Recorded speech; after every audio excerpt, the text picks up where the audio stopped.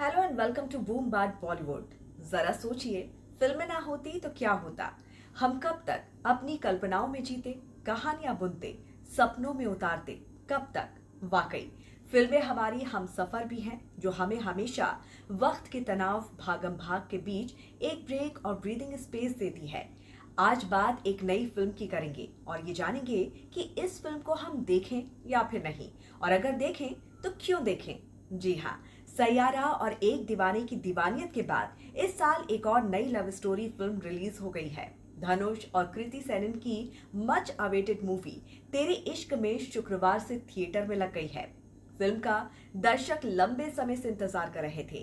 Teaser, trailer और गाने release होने के बाद से ही फैंस बेचैन थे और अब आखिरकार फिल्म थिएटर में पहुंच चुकी है।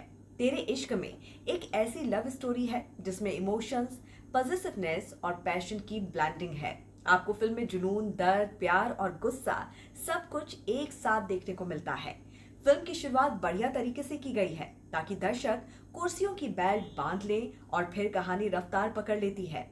फिल्म का सीन लद्दाख से शुरू होता है, जहां शंकर एक फाइटर जेट का पायलट है जो कि अपने ऑफिसर का ऑर्डर फॉलो नहीं करता है और फिर उस पर डिसिप्लिनरी एक्शन होता है। लेकिन बाद में ऑफिसर्स को लगता है कि शंकर सबसे शानदार पायलट है। ऐसे में उन्हें उसे सर्विस से बाहर नहीं करना चाहिए, बल्कि उसके व्यवहार में सुधार लाना चाहिए। और इसके लिए फिर उसे दिल्ली एक काउंसलर के पास भेजा जाता है, जो कि मुक्ति बेनीवाल का किरदार निभा रही कृति सेनन होती हैं। जैसे जैसे फ्लैशबैक खुलता है, ऑडियंस ये जानने के लिए उत्सुक हो जाते हैं कि आखिर शंकर और मुक्ति के रिश्ते में ऐसा क्या हुआ कि दोनों अलग हो गए। अगर आपने हाल फिलहाल में सैयारा देखी है या आप लव स्टोरी देखना चाहते हैं, आपको जुनून से भरी मोहब्बत, दिल को छू लेने वाले इमोशंस पसंद हैं, तो तेरे इश्क में जरूर देखी जा सकती है। हालांकि फिल्म में कुछ सीन आपको सोचने पर मजबूर कर देंगे कि इसकी जरूरत नहीं थी, लेकिन फिर भी चाहे वो धनुष की एक्टिंग हो या फिर कृतिका की, दोनों का ही अभिनय इस फिल्म की कहानी को देखने लायक बना देता है। धनुष तो हर सीन में अपनी आंखों से कहानी बयां कर जाते हैं, जिसे दर्शक सुनकर नहीं बल्कि सिर्फ हाव भाव से महसूस कर सकते हैं। आगे बढ़ने से पहले कहानी की बात करते हैं, ताकि फिर आपको फिल्म की अलग अलग बातें बताई जा सके, साथ ही ये भी कि फिल्म देखें या फिर नहीं।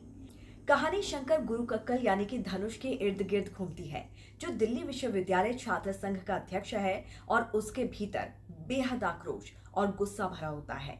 वो बात बात पर भड़क जाता है, पूरे कॉलेज में उसका खौफ होता है। तो वही मुक्ति यानी कि कृति सेनन एक रिसर्च स्कॉलर है, जो ये साबित करना चाहती है कि हिंसक इंसान को भी बदला जा सकता है। मुक्ति शंकर को अपने थीसिस का विषय बना लेती है। शुरुआत में शंकर इसके लिए तैयार नहीं होता, लेकिन धीरे धीरे वो मुक्ति से प्यार करने लगता है और अपने स्वभाव में बदलाव लाता है। मुक्ति अपनी पीएचडी पूरी कर लेती है, लेकिन शंकर को एहसास होता है कि उसके प्यार को वैसी अहमियत नहीं मिली। इसके बाद कहानी 7 साल बाद शुरू होती है और यही हिस्सा फिल्म को भावनात्मक और गहरा बनाता है। धनुष इस फिल्म की सबसे बड़ी ताकत है। उनके चेहरे के भाव, आंखों का दर्द और गुस्सा हर सीन में असर छोड़ते हैं। कृति सेनन ने भी ईमानदारी से काम किया है, लेकिन कई जगह उन्हें धनुष के सामने कम प्रभावशाली दिखाया गया है।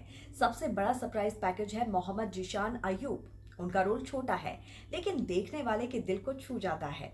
उनका किरदार आते ही फिल्म की आत्मा को नया रंग दे देता है। जिशान और धनुष का एक सीन ऐसा है जो सीधे दिल में उतरता है और ये जोड़ी आपको रांझना की याद दिला देती है। उनके बीच की समझ, डायलॉग्स और भावनाओं की गहराई फिल्म को एक अलग स्तर देती है। प्रकाश राज भी अपने छोटे रोल में बेहतरीन एक्टिंग करते हैं और फिल्म को मजबूती देते हैं।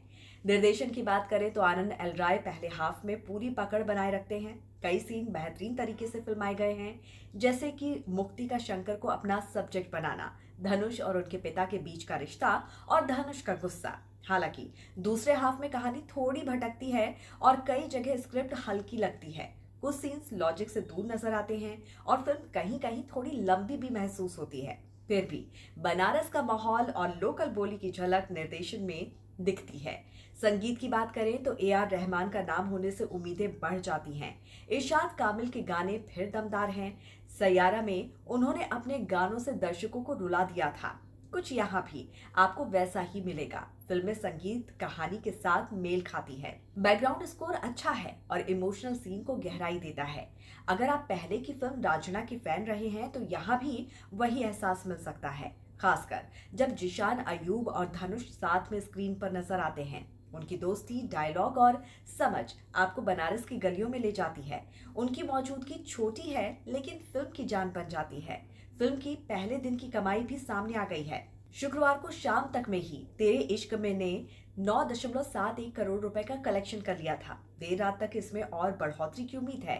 अगर तुलना करें तो सैयारा ने पहले दिन 21.5 करोड़ रुपए कमाए थे, जबकि एक दीवाने की दीवानियत ने सिर्फ 9 करोड़ जुटाए थे। ऐसे में तेरे इश्क में पहले दिन सैयारा से पीछे रही, लेकिन एक दीवाने की दीवानियत से आगे रही। अब देखना यह है कि क्या तेरे इश्क में इस साल की तीसरी सुपरहिट रोमांटिक लव स्टोरी बन पाएगी या फिर नहीं।